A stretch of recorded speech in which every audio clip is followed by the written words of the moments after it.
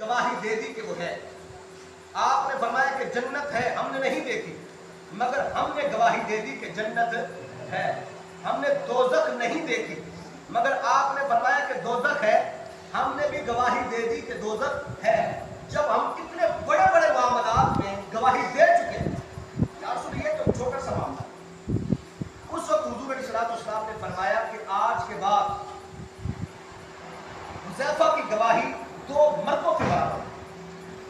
آج کے بعد حذیفہ کی گواہی 2 مردوں کے برابر ہو. اب اللہ تبارک و تعالیٰ قرآن مجید میں ارشاد فرماتا ہے بشہدوا ذوی عدل منکم. فرمایا کہ جب بھی گواہی دیں گے 2 عادل مرد گواہی دیں گے. مگر جہاں پر حضرت حذیفہ رضی اللہ تعالیٰ عنہ ہوں گے، اکیلے حضرت خزیمہ کی گواہی 2 مردوں کے برابر ہے. وہ صحابی رضی اللہ عنہ کا نام کیا تھا؟ خزیمہ. اکیلے خزیمہ کی گواہی 2 مردوں کے برابر ہے. یہ کس وجہ سے ملی؟ یہ عزت کس وجہ سے ملی؟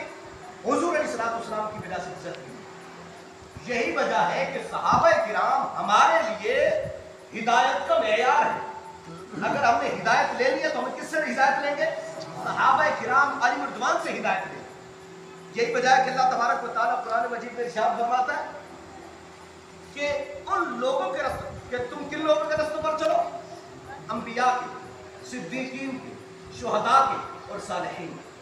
اور دیکھیں سعد بن ابی وقاص رضی اللہ تعالیٰ عنہ کو اللہ تبارک و تعالیٰ نے قرآن مجید میں ارشاد فرمایا کہ اس کی اتباع کرو جو حق کی طرف رجوع کرنے والے. اور کن کا حکم ارشاد فرمایا؟ حضرت ابوبکر صدیق رضی اللہ تعالیٰ عنہ. فرمایا کہ ان کی طرف رجوع کرو. اللہ تبارک و تعالیٰ ہم سب کو صحابہ کرام علی مردوان کے راستے پر چلنے کی توفیق عطا فرمائے. سبحان اللہ. یہاں بھی دیکھیے پیارے آقا صلی اللہ تعالیٰ علیہ وسلم تو سراپا حق ہے، اس کے ساتھ ساتھ صحابہ کرام رضی اللہ تعالیٰ عنہ اور جو بھی ان کے راستے پر چلے اس حق کی پہچان بتایا ہے. مطلب یہ ہے کہ امت 73 فرقوں بڑھ جائے گی، ان میں سے ایک ہی جنتی ہے، باقی سب جہنم میں جائیں گے. ہم سب پر لازم ہے کہ ہم اس ایک جنتی گروہ میں رہیں، باقی جہنم سے دور ہو جائیں. اب سوال یہ ہے کہ اس ایک جنتی کو پہچانیں گے کیسے؟ 73 میں سے ایک کو تلاش کیسے کریں؟ پیارے نبی رسول ہاشمی صلی اللہ تعالیٰ علیہ وسلم نے پہچان بتائی. فرمایا دیکھ لو جس کے عقائد میرے صحابہ کے عقائد جیسے ہوں، اس کے پیچھے چل پڑنا، وہی گروہ جنتی ہے.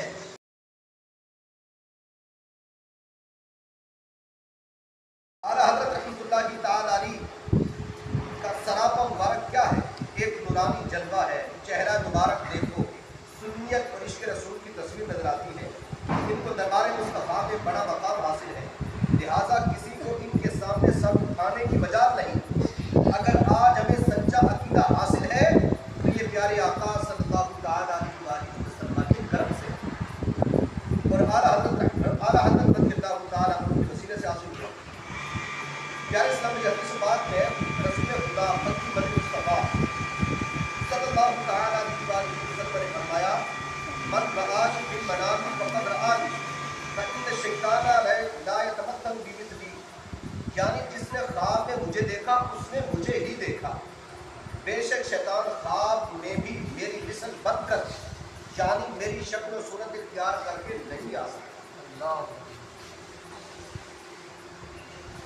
اس حدیث پاک سے ثابت ہوا کہ آج بھی اگر کسی خوش نصیب محترم کو پیارے آقا مکی مدنی مصطفیٰ صلی اللہ تعالیٰ علیہ وسلم خواب میں تشریف لائے تو وہ حقیقت میں آپ صلی اللہ تعالیٰ علیہ وسلم کی زیارت کا شرف پاتا ہے. اور آپ صلی اللہ تعالیٰ علیہ وسلم خواب میں جو فرمائے وہ یقیناً حق اور حق ہی ہوتا ہے. ہاں اس کی درست تعبیر سمجھنا ضروری ہے. پیارے اسلام بھائیوں، الحمدللہ ہمارا پیارا دین اسلام سچا دین ہے. اب قیامت تک یہی دین ہے. اب نہ کوئی نیا نبی آئے گا نہ نیا دین آئے گا. ہمیں اسلام کی مثال سے کچھ واقعیت حاصل کرنی چاہیے. بات قیامت تک کی ہے. پچھلی تقریباً 14.5 صدیوں میں ہزاروں فتنے اٹھے. آئندہ بھی قیامت تک فتنے اٹھتے رہیں گے. ان فطروں کے درمیان حق کو پہچاننے کے لیے اسلام ہمیں کیا تعلیم دیتا ہے؟ اس تعلیم کو اچھی طرح سمجھنے کی ضرورت ہے. حق کی پہچان کے مطابق اسلام کا مزاج کیا ہے؟ آج اس مزاج کو اپنے سینوں میں اتار لینے کی بہت ضرورت ہے۔ حق کی پہچان کے متعلق اسلام کا مزاج کیا ہے؟ قرآن کریم سے چند مثالیں آپ کے سامنے پیش کرتا ہوں۔ پہلا پارہ سورہ فاتحہ کی آیت نمبر 7 ہے اور بات ہے صراط مستقیم، سیدھے راستے کی پہچان کی۔ مثال کے طور پر 15ویں صدی ہجری ہے، مجھے کیسے پتہ چلے گا کہ سیدھا راستہ کون سا ہے؟ قرآن کریم نے ہمیں اس کی پہچان بتائی۔ ارشاد ہوتا ہے صراط الذین انعمت علیہم، ترجمہ کنز العرفان، ان لوگوں کا راستہ جن پر تو نے احسان کیا۔ معلوم ہوا جن پر اللہ پاک کا انعام ہو ان کا جو راستہ ہے وہ صراط مستقیم ہے۔ اب وہ انعام یافتہ لوگ کون ہیں؟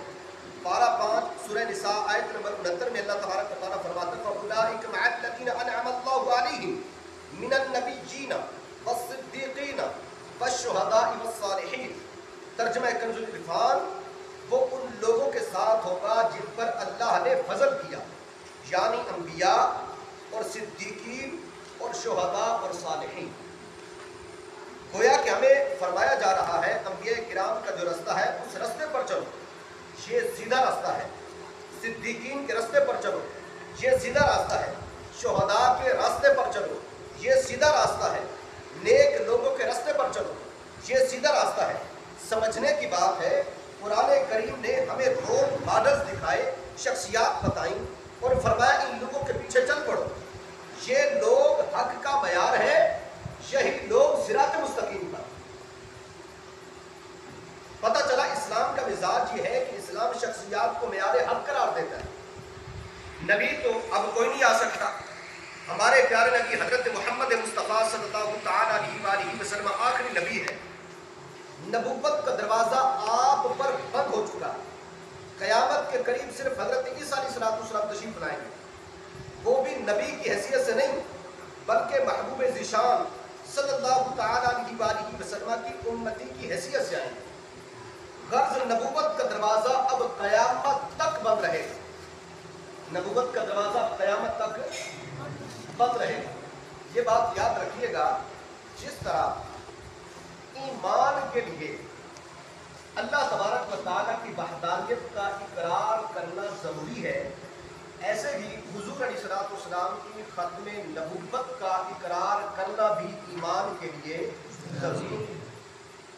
جس طرح اللہ تبارک و تعالیٰ کی وحدانیت کا انکار کرنے سے انسان کافر اور مرتد ہو جاتا ہے، ایسے ہی حضور علیہ السلام کی ختم نبوت کا انکار کرنے سے انسان کافر اور مرتد ہو جاتا ہے۔